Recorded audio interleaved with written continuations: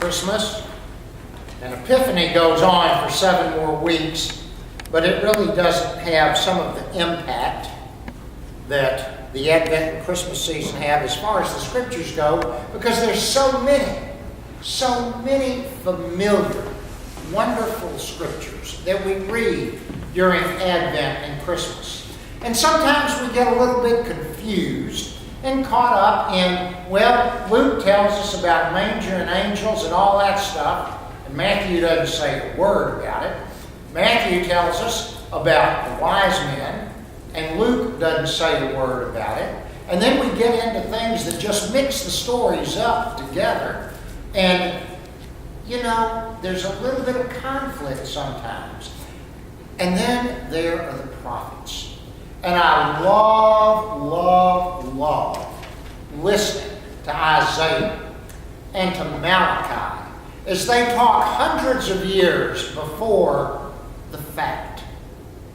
And then we get here and we stop and realize everything that the prophets prophesied for the people of Israel came true. Not one thing was left hanging.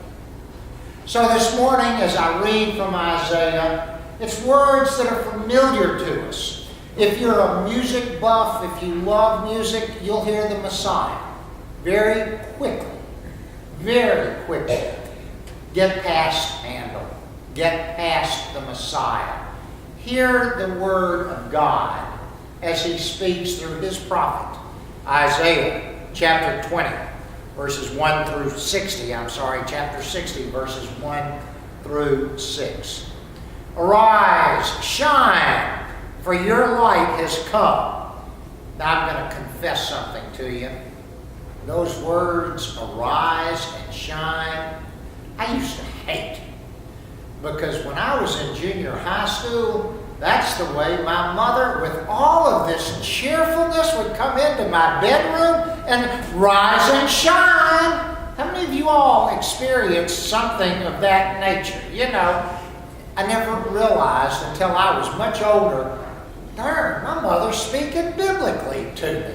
And I didn't like it. I don't like it when somebody says rise and shine. But Isaiah says it, and it's okay. Arise, shine, for your light has come, and the glory of the Lord is risen upon you. For behold, the darkness shall cover the earth, and deep darkness the people. But the Lord will arise over you, and his glory will be seen upon you. And the Gentiles shall come to your light, and kings to the brightness of your rising. Lift up your eyes all around and see. They all gather. They come to you. Your son shall come from afar, and your daughter shall be nursed at your side. Then you shall see and become radiant, and your heart shall swell with joy, because the abundance of the sea shall be turned to you. The wealth of the Gentiles shall come to you. The multitude of camels shall cover your land. The dromedaries of Midian and Ephah, and all those from Sheba shall come. They shall bring gold and incense, and they shall proclaim the praise of the Lord. This is the word of God for the people of God. Thanks be to God. In about 45 minutes or so, I'm going to go home, and I'm going to finally finish de-Christmasizing my house. Deborah shamed me last night. She's already done it, which doesn't shock me in the least. But here I am 2 weeks out, and I still got all sorts of stuff. And I suspect, though, for most of us, the Christmas season is pretty much over. The lights, the tinsel, gone. And it's a nice memory. We've got our telephones. We can flick, and there are 27 pictures of all the fun that we had. The only thing that might be left is a little bit of that blamed glitter that just doesn't go away on the floor until the middle of July. It just stays there, and it looks up at us, and it smiles at us. But for the most part now, Christmas is gone.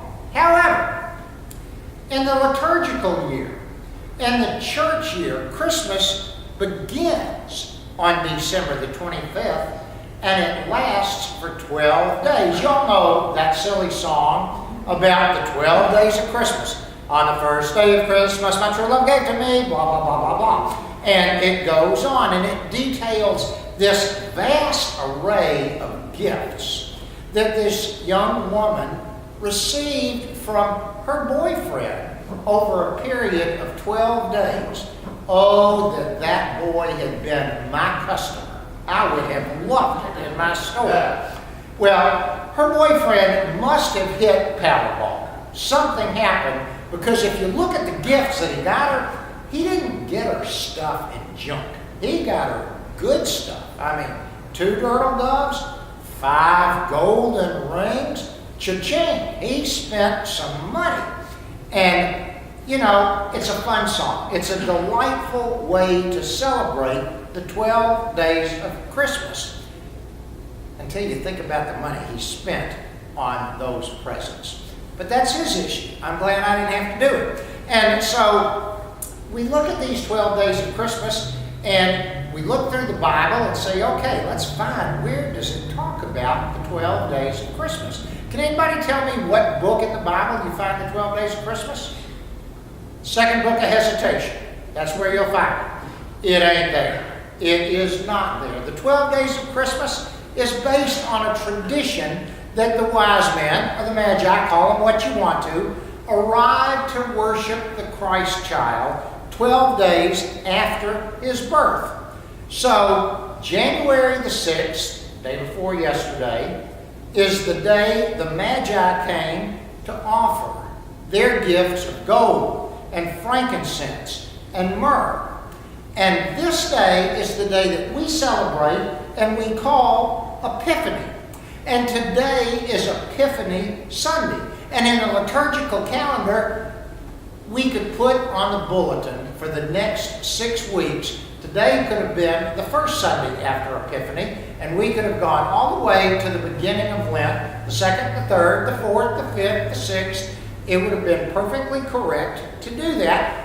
And for a while, we did that, didn't we, John Bennett? And then I said, you know, it really doesn't make a whole lot of difference whether it's the 4th Sunday after Epiphany or not.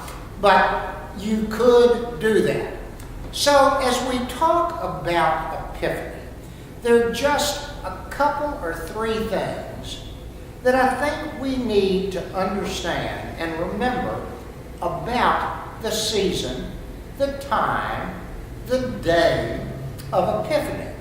And if anything, Epiphany has one special thing.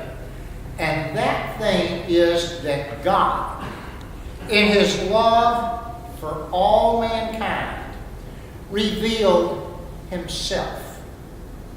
God revealed God to all people, to everyone, everywhere. And this is an important truth that I think in 2017 is being hidden and abused. God is the God of all people. And God is the God of all nations. I find it interesting that the first folks to bow down and worship Jesus, besides those lowly shepherds, were not Christians. And the first folks, besides the shepherds, to bow down and worship Jesus were not even Jews. They were these strange, wise men from the East. Now, the Bible doesn't tell us exactly where they were from, and it only doesn't say, really, that there were 3 of them. We just gather or assign the number 3 because we do know what gifts they bring. They brought gold, they brought, and they brought, okay, so you got 3 gifts. You assume that these people bought, each one brought a gift, so there are 3 of them.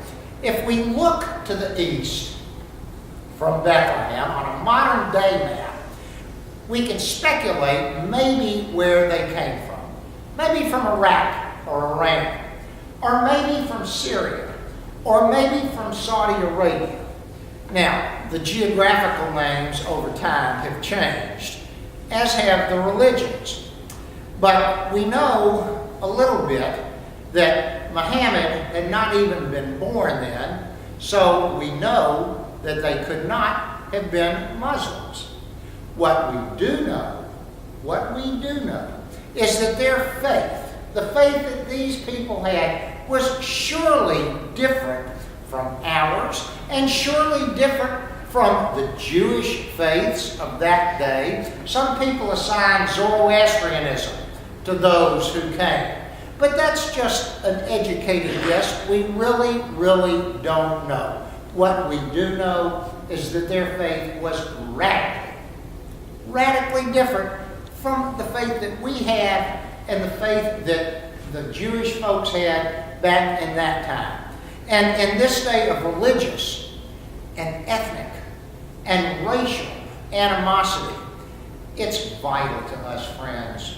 It's so important to acknowledge that no matter where they came from, or what they worshipped, or what they called themselves, they, too, are ultimately all God's children. I suspect a number of you all can probably sing every song in the old movie and Broadway show, The Sound of Music. And you remember Maria, who was the key character in that musical. Now, you probably know that The Sound of Music was based on a true story of the Von Trapp family, a musical family, who fled Austria and persecution from the Nazis. Maria was hired to be the governess for the children, and the father of all of these children was a widower, and ultimately she married him.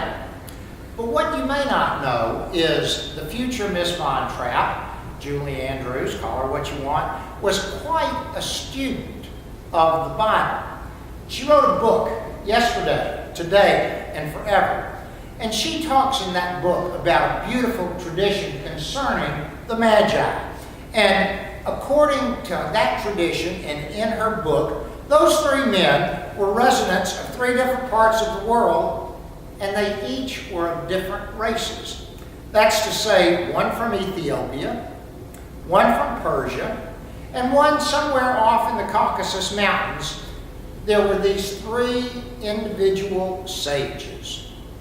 We again say, tradition-wise, that they were astrologers perhaps, but we don't know that. What we do know as far as the tradition goes is they all happened to be watching the sky at the same time. And each one of them saw this bright star. And they decided on their own. They didn't know each other. They were thousands of miles apart, to follow that star. And they had this intuition in them that said that star would lead them to something very, very special. They traveled, each one coming from a different place, many months across dangerous, treacherous territory. And in time, they all converged roughly at the same time, brought together by the star, but they converged there in the holy city of Jerusalem. And they had their encounter with who? Herod. Interesting enough, in her book, Mrs. Von Trapp compares Herod of Bible times to Hitler of the time in which she lived and from whom she was running. That's not surprising, is it, considering her background? Well, when the wise men left the court of King Herod, they again followed that star and followed it. And then it came to rest over a stable there in Bethlehem. And they went, and there the three wise men of different races, of different colors, of different nationalities, bowed down and worshiped and opened their gifts. What brought them together? What united them? Look around.